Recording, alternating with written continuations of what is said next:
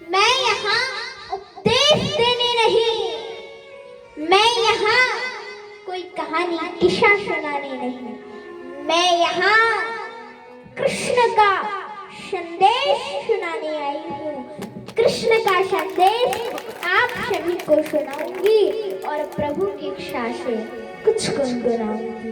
बोलो कृष्ण कन्हैया लाल की, राधा रानी सरकार की, श्रीमद् भागवत महापुराण की जय, देवी मैया की जय। हम 2 मिनट मिलकर के भगवान नाम का आश्रय ले लेते हैं, संकीर्तन कर लेते हैं। जय हम हाथ उठा कर कहते हैं हम हो गए राधा रानी के। हम हाथ उठा कर कहते हैं हम हो गए राधा रानी के।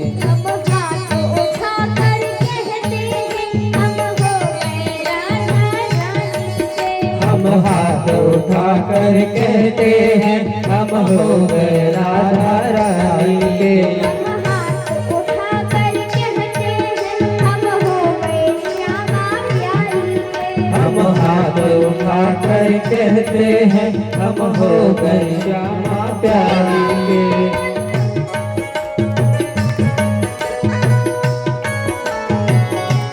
जय हो।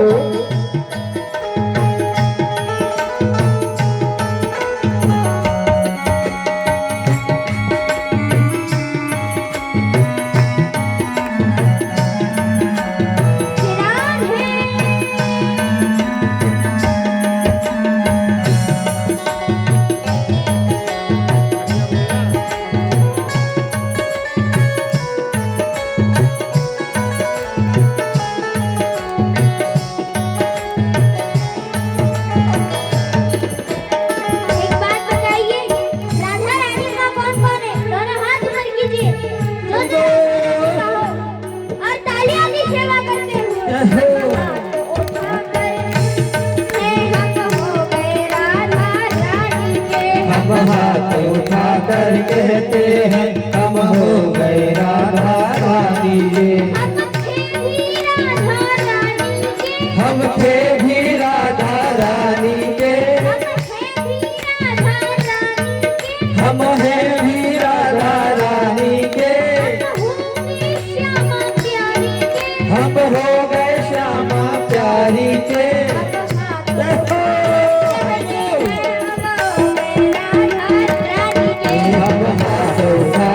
कहते हैं हम हो गए श्यामा प्यारी के।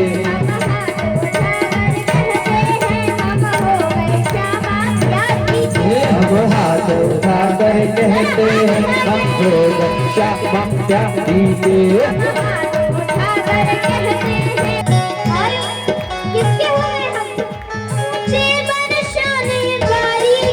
ऊंचे बरसाने वाली के।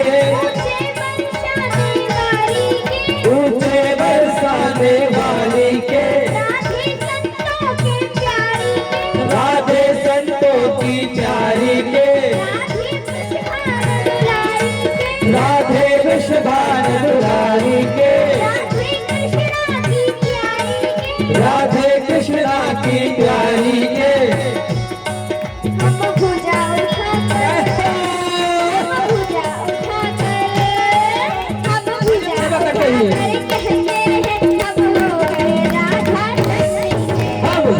उठा कर कहते हैं हम हो गए राधा रानी के। हम भुजा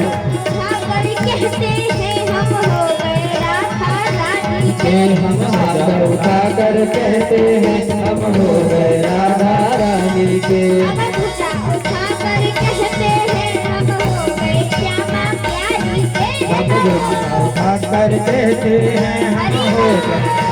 प्यारी। सभी लोग ताली से सेवा करते हुए।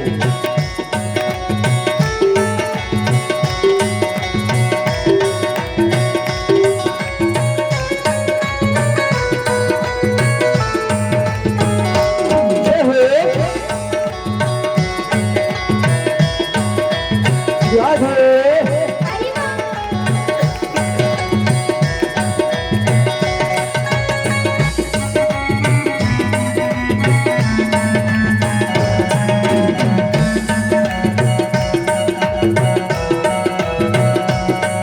और क्या कहा है?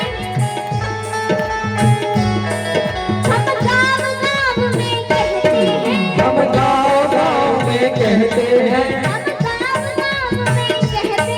हम गाँव गाँव में कहते हैं, हम गाँव गाँव में कहते हैं, हम गली गली में कहते हैं, हम गली गली में कहते हैं, हम डगर डगर में कहते हैं, हम हम डगर डगर डगर में कहते हैं, डगर में कहते हैं। क्या कहते हैं?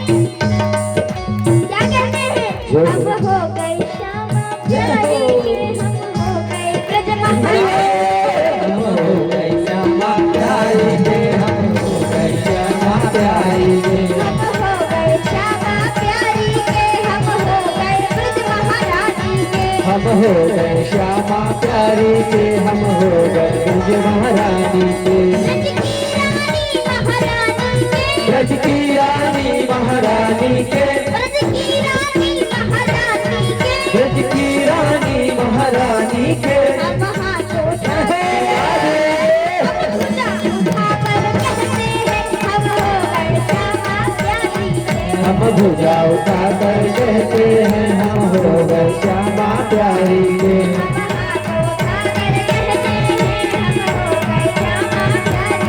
हम हाथों उठाकर कहते हैं, हम हो गए श्यामा प्यारी के। हम हाथ उठा कर कहते हैं, हम हो गए रानी के। बोले कृष्ण कन्हैया लाल, जय हो, श्यामा प्यारी, जय हो, राधा रानी सरकार की। जय हो। आज कलश यात्रा में आप सभी भक्तगण सम्मिलित हुए, सभी भक्तगणों का बहुत बहुत धन्यवाद। और देखिए, ये प्रथम पहली कथा है ऐसी जिसमें भाइयों की भीड़ ज्यादा है, नहीं तो हमारी हर कथा में माताओं की भीड़ ज्यादा होती है, राधे भाइयों की कम, लेकिन इस कथा में भाइयों की ही ज्यादा है। तो आप सभी भाइयों का तो एक कलश यात्रा की क्यों जाती है?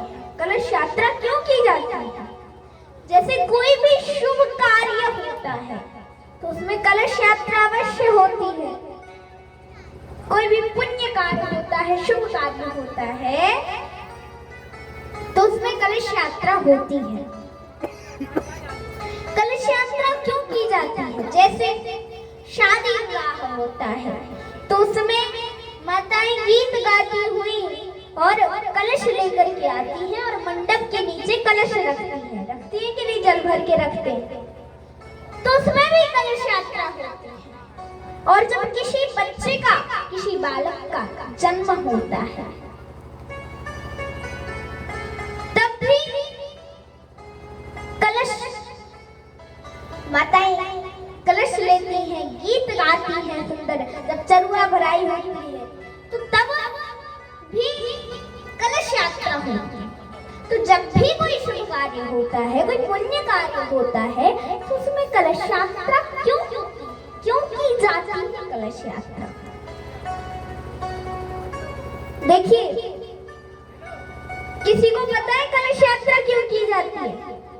बताइए, पता है क्यों? पंडा जी बताओ, पता है क्यों होती है कलश यात्रा? आपको पता है? बताइए। और किसी को पता है? हमारे बूढ़े बुजुर्ग भाई लोग बैठे हुए हैं, भक्तगण बैठे हुए हैं, किसी को भी नहीं पता?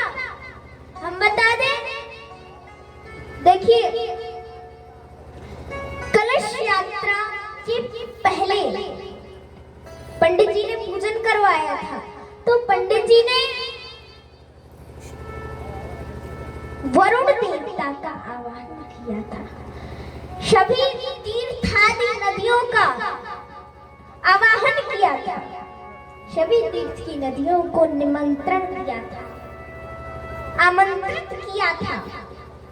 गंगे च यमुना चैवा गोदावरी सरस्वती नर्मदा सिंधु कावेरी जलेस्मी सन्निधं कुरु। मंत्रों का उच्चारण करते हुए सभी तीर्थादि सभी नदियों का आवाहन किया था। और देखिए जो कलश है, कलश का है ना, कलशस्य मुखे विष्णु कंठे रुद्र क्षमा।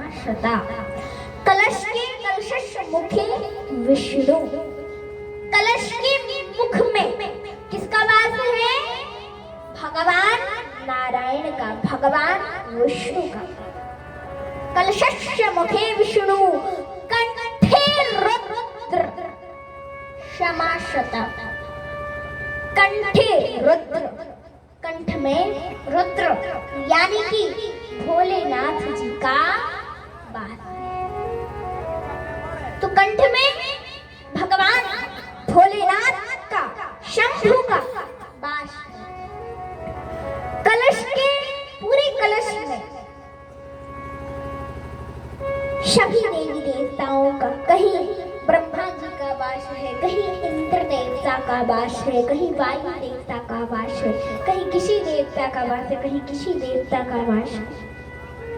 तो सभी देवताओं का, तीर्थादि नदियों का आवाहन किया था और सभी देवताओं का भी आवाहन किया था। कहा था, हे भगवान आइए हमारे इस कलश में विराजमान होइए। अब देखो आपको कितना सुंदर अवसर मिला है, कितना सुंदर अवसर मिला था, कितना सुंदर मौका मिला था कि सभी देवताओं को, सभी तीर्थादि सभी नदियों को अपने सिर पर धारण रखने का, धारण करने का अवसर मिला था। आपने ऐसे अवसर को नहीं गवाया। बड़ी बड़ी अच्छी बात है, बड़ी सुंदर बात है। तो इसलिए हम सभी तीर्थादि नदियों का, सभी देवताओं का आवाहन करते हैं और कहते हैं कि हमारे इस पुण्य कार्य में, हे प्रभु हमारे इस पुण्य कार्य में आकर के आप विराजमान होइए। हे प्रभु हमारे इस कार्य को शुभ बनाइए, इसमें कोई विघ्न ना आए। हे प्रभु आकर के आप विराजमान होइए। इसलिए कलश यात्रा की जाती है। तो ऐसे ही आज कलश यात्रा हुई, अब कथा प्रारंभ होगी। सभी का धन्यवाद करते हुए हम कथा में प्रवेश करेंगे। उसके पहले सभी भक्तगण अच्छे से बैठ जाएं, क्योंकि हम भागवत के श्लोक का उच्चारण करेंगे। सभी भक्तगण अच्छे से बैठ करके हाथ जोड़ लें, सभी हाथ जोड़ लें और सभी अपनी आंखों को बंद करें और आंखें बंद करके हमारे ठाकुर जी का, बिहारी जी का ध्यान करें और ध्यान करके बिहारी जी से, ठाकुर जी से कहें, हे प्रभु अपनी मनोकामनाओं को बोले, अपनी मनोकामनाएं बोले। हे प्रभु, हे प्रभु हमारे यहाँ सुख शांति रहे, हमारे यहाँ सुख शांति रहे, अन्य धन की कभी कमी ना हो, अन्न धन की कभी कमी ना हो, धन धान्य की कभी कमी ना हो, धन धान्य की कभी कमी ना हो, हमारे बच्चे संस्कारी हो, हमारे बच्चे संस्कारी हो। अपनी सभी मनोकामनाओं को लेते हुए हम इस श्लोक का उच्चारण करेंगे और हमारे साथ सभी भक्तगण हमारे पीछे पीछे बोलेंगे। सभी भक्तगण अपनी अपनी मनोकामनाओं को लेते हुए इस श्लोक का उच्चारण करेंगे हमारे साथ। सच्चिदानंद रूपाय सच्चिदानंद रूपाय विश्वोत्पत्त्यादि हेतवे विश्वोत्पत्त्यादि हेतवे तापत्र विनाशाय तापत्र विनाशाय श्री कृष्णाय वयं नमः। श्री कृष्णाय वयं नमः। श्री कृष्णाय नमः कृष्णाय वयं नमः श्री कृष्णाय वयं नमः श्री कृष्णाय वयं नमः। सभी भक्तगण धीरे धीरे करके अपनी आंखों को खोले। बोलो कृष्ण कन्हैया लाल की जय हो। राधा रानी शेरगाड़ी की जय हो। बाकी बिहारी लाल की जय हो। श्रीमद् भागवत महापुराण की जय हो। सत चित आनंद स्वरूप जो परमात्मा है, सत चित सत चित आनंद स्वरूप जो परमात्मा है, ऐसे भगवान श्री कृष्ण को, ठाकुर जी को हम सभी भक्तगण मिल करके, हम आप सभी मिल करके प्रणाम करते हैं।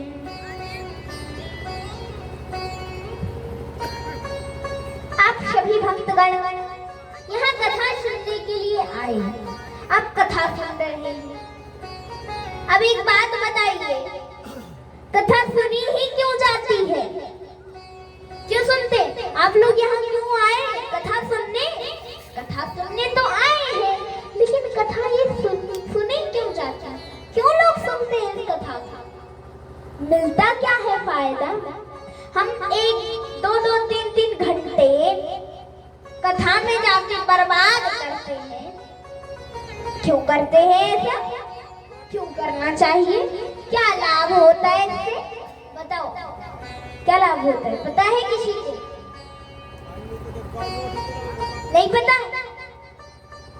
बताइए। क्यों पंडित जी की पत्नी, आप बताओ क्या लाभ होता है? नहीं पता? और किसी को पता है? नहीं पता? चलो हम बता दें। देखो, श्रीमद् भागवत कथा सुनने से क्या मिलता है? हम क्यों बर्बाद करते हैं? देखो, संतों ने इस भागवत कथा को कितनी सुंदर उपमा दी है, कितना सुंदर रूप दिया है। संतों ने, ज्ञानियों ने इस भागवत कथा को कहा है, भागवत कथा सुर तरु की छाया, दुख भय दूर निकट जो आया। भागवत है सुर तरु की छाया, दुख भय दूर निकट जो आया। भागवत कथा क्या है? सुर तरु। सुर तरु माने क्या होता है? सुर मतलब देवता और तरु मतलब वृक्ष। सुर तरु, वह सुर तरु जो वह कल्प वृक्ष, सुर तरु माने होता है कल्प वृक्ष, वह कल्प वृक्ष जो स्वर्ग में देवताओं के पास है, उस कल्प वृक्ष के नीचे बैठकर हम जो भी मनोकामना बोलते हैं, हमारी वह मनोकामना पूर्ण हो जाती है। हमारी वह मनोकामना पूरी हो जाती है, पूर्ण हो जाती है। ये कल्प वृक्ष है, ये सुर तरु की छाया है। इस कल्प वृक्ष रूपी पंडाल के नीचे जो भी जिस कामना को लेकर आ जाता है, उसकी वह कामना पूर्ण हो जाती है। दुख भय दूर निकट जो आया, इसके निकट जो आ जाता है, उसके सभी दुख दूर हो जाते हैं, कष्ट नष्ट हो जाते हैं। कहा है, विद्यार्थी लभते विद्या, धनार्थी लभते धनम, पुत्रार्थी लभते पुत्रम, मोक्षार्थी लभते गतिम। विद्यार्थी लभते विद्या, जो विद्यार्थी, जो बच्चा विद्या की कामना लेकर के कथा पंडाल के नीचे आता है, कथा को मन लगाकर सुनता है, उसकी विद्या की कामना पूर्ण हो जाती है, विद्या की कामना पूरी हो जाती है। धनार्थी लभते धनम, और जो व्यक्ति, जो मनुष्य धन की कामना लेकर के, जो माताएं, जो बहनें, जो भक्तगण धन की कामना लेकर के इस कथा पंडाल के नीचे आ जाता है और कथा को मन लगाकर श्रवण करता है, तो उस व्यक्ति की, उस मनुष्य धन की कामना पूरी हो जाती है, धन की कामना पूर्ण हो जाती है। और पुत्रार्थी लभते पुत्रम, जो माताएं पुत्र की कामना लेकर के इस कल्प वृक्ष रूपी कथा पंडाल के नीचे आ जाती है और कथा को ध्यान से सुनकर अपने हृदय में उतारती है, तो उनकी पुत्र की कामना पूर्ण हो जाती है और उनके यहाँ संस्कारी पुत्र उत्पन्न होता है, संस्कारी पुत्र उत्पन्न हो जाता है। और मोक्षार्थी लभते गति, जो जीव, जो जंतु, जो जीव जंतु काय की कामना लेकर, मोक्ष की कामना लेकर, जो भी मोक्ष की कामना लेकर के इस कल्प वृक्ष रूपी कथा पंडाल के नीचे आ जाता है और कथा को हृदय में उतारते हैं, तो उनकी मोक्ष की कामना पूर्ण हो जाती है और उन्हें सुंदर गति प्राप्त होती है। इसलिए इस भागवत कथा को क्या कहा है? भागवत है सुर तरु की छाया और दुख भय दूर निकट जो आया, दुख भय दूर निकट जो आया, उसके दुख दूर हो जाते हैं, कष्ट नष्ट हो जाते हैं।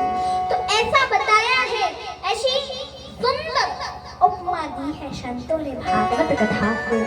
आइए हम सभी मिलकर के दो भगवान नाम का संकीर्तन, भगवान नाम का भजन कर लेते हैं, स्मरण कर लेते हैं। बोलो कृष्ण कन्हैया लाल की जय हो। श्री राधे राधे राधे गोविंद राधे, श्री राधे राधे राधे गोविंद राधे, गोविंद राधे गोपाल राधे, गोविंद राधे गोपाल राधे, श्री राधे राधे राधे गोविंद राधे, श्री राधे राधे राधे गोविंद राधे।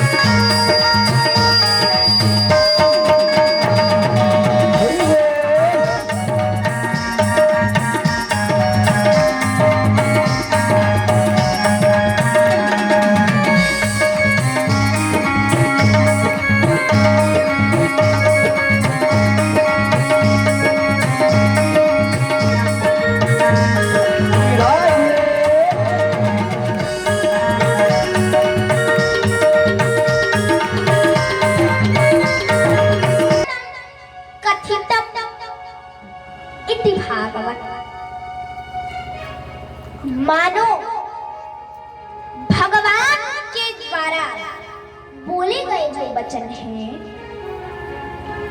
जीव कल्याण के लिए भगवान के द्वारा बोले गए जो वचन हैं, उसे हम भागवत कथा कहते हैं। भागवत कथा क्यों सुनते हैं और सुनने के नियम क्या हैं? भागवत कथा क्यों सुनते हैं और सुनने के नियम क्या हैं? भागवत कथा सुनने से जीव के जीवन की व्यथा का नाश हो जाता है। व्यथा का मतलब ये नहीं कि तुम्हारा पड़ोसी खराब है और तुम कथा सुनो तो तुम्हारा पड़ोसी बदल जाए।